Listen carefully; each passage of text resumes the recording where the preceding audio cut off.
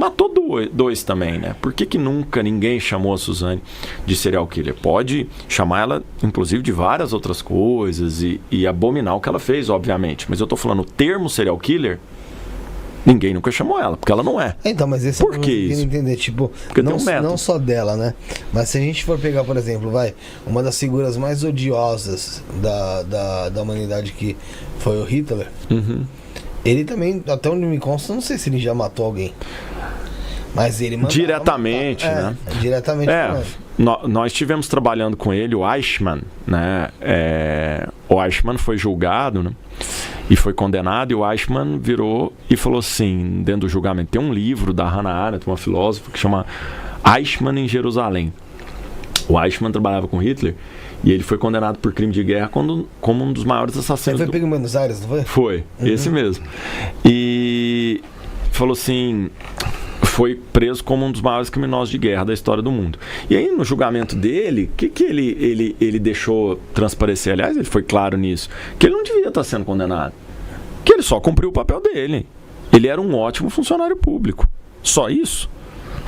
Só que a função pública dele era matar mulheres, principalmente mulheres e crianças, em campos de concentração. E ele matou milhares e milhares de pessoas. Só que na hora que ele foi indagado, ele não conseguia dar valor àquela vida. E olha que interessante, ele não tinha traços psicopáticos, não. É o que a Hannah Arendt fala de banalidade do mal. Banalidade do mal da Hannah Arendt já é outro livro, né? Eu vi o filme. É desse. Ele se origina no Eichmann em Jerusalém. Que ela vai falar o seguinte, olha, ele era um bom marido, ele era um bom vizinho, ele era um caboclo gente finíssima lá pros amigos dele, não fazia maldade, não chutava nenhum animal, só que chegava lá no dia do trabalho dele, matava 200, matava 300, matava 500. E quando ele foi julgado, ele não conseguia perceber que eram vidas que ele tinha tirado. Que era vida, porque para ele eram apenas formulários. Era formulários. Teve a questão da lavagem cerebral, né? Que acontece isso, tipo assim, aquilo ali não é mais humano, entendeu? Aquilo ali é para matar inimigo. Então, né? Eichmann, Hitler, esses grandes... Gente, a gente fala de Hitler, nós temos que falar sempre de Leopoldo II da Bélgica. Leopoldo II da Bélgica, ele não é falado, mas matou milhões de pessoas, principalmente no Congo, tá? Esses tipos de pessoa não são serial killers, são um critério extra parte. São indivíduos aí... psicopatas, né? Pela liderança, por tudo, tendem a ter traços psicopáticos clássicos, mas serial killer não são, não. São bem pior, né? Na verdade, um Ted Bundy da vida matou 30 vidas e já é excessivo. Esses outros que nós estamos falando mataram milhões e milhões de pessoas, muitas vezes sem encostar a mão numa arma, sem encostar a mão numa faca. Mas se encaixa em que tipo de assassino?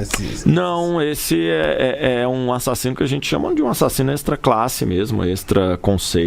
São grandes, alguns chamam, né, de grandes sociopatas. Esse termo sociopata tem o Harry, que é um autor, não gosta desse termo, mas muitos chamam esses indivíduos sociopatas, né, uma sociopatia muito potencializada. São assassinos globais. É mais do que assassino em massa, ele é um assassino global, né? É como o caso da Suzane. A Suzane, querendo ou não, ela não matou ninguém. Ela não tocou ninguém. Nada. Ela foi coautora, né, dos crimes do pai, onde ela foi a autora intelectual, né? Facilitou a entrada. A autora intelectual. Ela nunca vai encostar a mão em ninguém. Mas ela, se deixar ela teve um filho agora recentemente? Teve. O Ulisses tem um livro dela também, né? Bacana. O Irmãos Menendez, né? Mataram os pais, mas eu não conheço. Agora tá na Netflix, estreou faz um mês. Me chamaram para fazer algumas reportagens escritas sobre ele, aí eu assisti. Mas eu já conheci o caso. Foi 2 irmãos, né? Milionários, do pai milionário.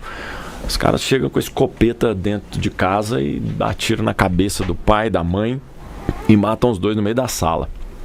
pouco tempo depois são descobertos, né? E aí o pessoal tá ficando muito do lado deles, né? E muita gente fala, putz, mas como assim? É porque toda a história tem dois lados. Matar os pais da maneira que eles mataram, gente, é execrável. Não há desculpa. É óbvio que eles têm que ser presos e tinham que sofrer a punição. No entanto, a série conta o que o pai deles supostamente fazia com eles ao longo da vida, como abusos e tal. Então você fala, mas espera aí, a vítima, naquele caso, também era uma pessoa que agia muito mal, né? O que nada justifica o crime que eles cometeram. Mas aí tá dando um burburinho, porque muita gente está se manifestando aí na revisão da pena deles, que é uma pena de prisão perpétua sem possibilidade condicional. E aí estão querendo que eles tenham, né, condicional, porque estão presos aí há 30 anos. Mas foi uma morte bem pesada e nada, né? Efetivamente nada justifica o que eles fizeram, mas é interessante mostrar tudo que eles passaram, se for verdadeiro tudo que está descrito e está no processo também essas questões de abuso. Foi uma vida bem complexa nesse sentido. No filme, a menina que matou os pais, sim. Porque tem os dois. Uhum. Se eu não me engano, achei nesse. Aparece o ponto da Suzane que ela fala que dá a entender que o pai abusava. Tem essa... Até no livro, acho, do Ulisses, fala sobre essa suposição, né? Do Ulisses é a Suzane manipuladora e assassina, alguma coisa do tipo. Ele já veio aqui pra falar sobre. Então, sobre isso justamente, ela também traça isso daí, talvez como uma justificativa. E a gente tava até comentando com o Ulisses da última vez que ele veio, e da penúltima também, sobre o caso da Elise, né? Porque a Elise, ela tem um fã-clube, porra. Tem. A Suzane também tem. Né? A gente todos têm, né? Mas é fã-clube de mulheres, nesse caso. Eu acho que inclui... Mas é só de mulher, não. O da Elisa mesmo, não. Tem fãs, igual a gente falou mesmo, né? E é sexual, tudo, né? Mas é fã-clube mesmo, cara, sabe? Tipo de... Tanto que a Suzane, ela tinha aberto recentemente um ateliê, né? Que fazia sandalinhas, bibibabó. E cara, o pessoal acompanhava, divulgava o trabalho dela. Sério, era uma coisa muito... tem e o goleiro Bruno, né? Todos esses casos. O goleiro Bruno tinha muita gente do lado dele. Muita gente muito impactantes. E essa questão do maníaco, você falou a questão de abuso. Agora eu não me recordo do livro do Ulisses se tem essa parte, acho que tem. Mas foi um dos argumentos também do maníaco do parque em determinado momento, é que tinha sido abusado por uma tia. Se não me engano, foi uma tia, não foi pai nem mãe. Na verdade, ele teve uma infância toda fodida, né, cara? Teve.